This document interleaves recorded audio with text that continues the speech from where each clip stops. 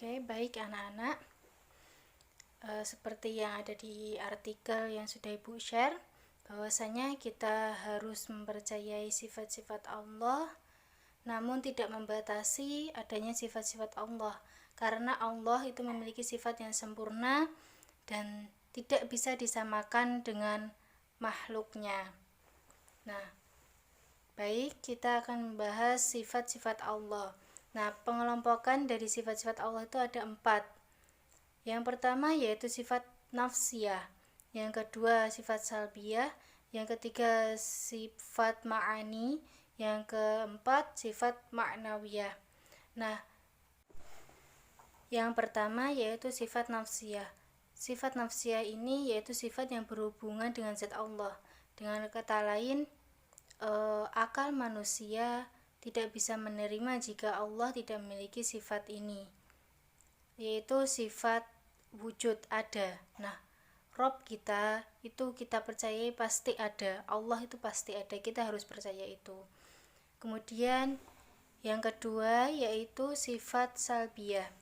Sifat salbiyah ini sifat yang menolak sesuatu yang tidak pantas disandingkan atau disematkan kepada Allah Subhanahu wa taala. Yang ketiga yaitu sifat ma'ani. Sifat ma'ani ini sifat yang pasti ada pada zat Allah Subhanahu wa taala. Yang keempat, sifat ma'nawiyah. Nah, sifat ma'nawiyah ini muncul sebagai akibat dari adanya sifat ma'ani. Kemudian klasifikasi sifat wajib tadi kan ada 4. Sekarang kita membahas mengenai sifat yang nafsiyah. Nah, sifat wajib yang nafsiyah ini yaitu hanya satu, yaitu wujud. Nah, Allah itu ada. Kita harus percaya bahwa Allah itu ada, Rabb semesta alam. Ada 5 sifat wajib bagi Allah yang masuk dalam kategori sifat salbiyah. Yang pertama yaitu qidam. Nah, coba lihat di slide. Qidam ini berarti terdahulu atau awal.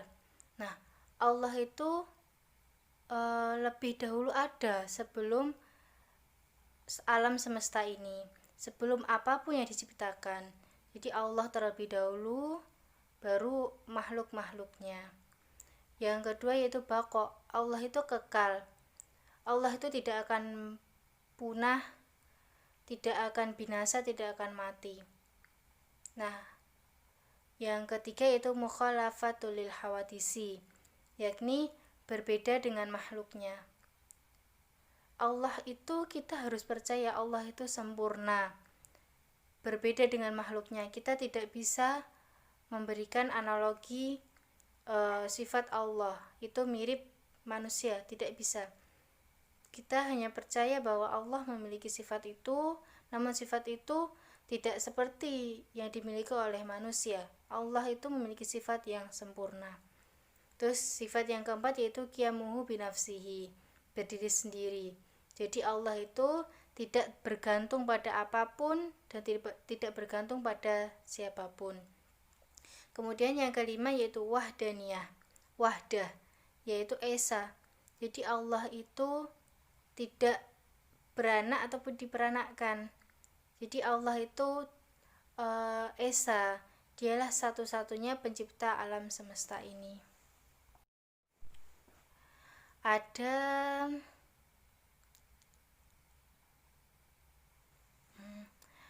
Ada 7 sifat wajib bagi Allah yang masuk ke dalam penggolongan sifat ma'ani, yaitu yang pertama kudrat. Kudrat ini artinya berkuasa. Allah itu berkuasa atas segala sesuatu, atas apapun yang terjadi di muka bumi ini. Yang kedua yaitu irodah. Irodah itu Allah maha berkehendak. Kita tahu kan, ketika Allah sudah mengatakan kun fayakun, jadi maka jadilah. Itulah Allah maha berkehendak. Kemudian ilmu. Allah itu maha mengetahui.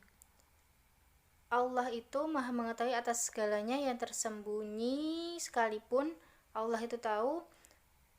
Bahkan apa yang ada di hati kita, hati kalian, Allah pun tahu. Kemudian hayah. Hayah ini Allah maha hidup, hayat. Hayah, Allah maha hidup. Allah itu tidak pernah mati, tidak pernah binasa, dan tidak musnah. Kemudian sama. Sama itu mendengar.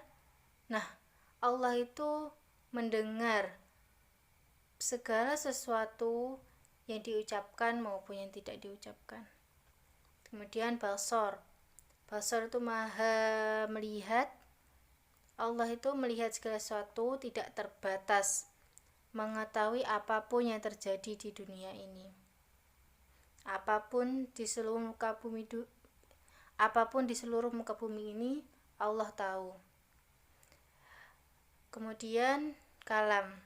Allah itu berfirman, sebagaimana kita tahu, sebagaimana yang kita baca, Allah berfirman, kemudian jadilah Al-Quran, kitab suci yang setiap hari kita insya Allah baca. Terakhir, sifat wajib bagi Allah yang tergolong ma'nawiyah ini sama jumlahnya dengan sifat Allah yang tergolong dalam ma'ani, karena ma'nawiyah ini mengikuti ma'ani. Jadi ada 7, yaitu qadiron, Allah itu maha kuasa atas segala sesuatu. Yang kedua muridan, Allah itu maha berkehendak. Terus aliman itu Allah maha mengetahui segala sesuatu yang tampak maupun yang tersembunyi. Hayyan itu artinya hidup, Allah itu tidak mati, tidak tidur, tidak istirahat, tidak lengah. Sebesar biji zarah pun Allah tahu apa perbuatan kita, baik itu buruk maupun baik.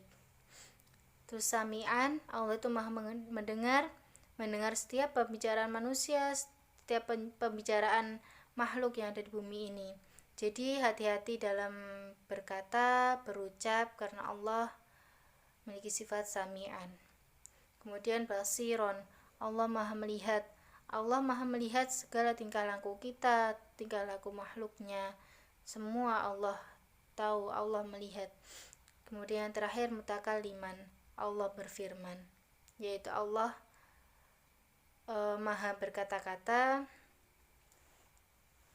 terus tercantum dalam Al-Quran. Kemudian anak-anak mengenai sifat mustahilnya bisa kalian lihat di slide karena itu saling berkaitan, mohon dipahami sendiri-sendiri.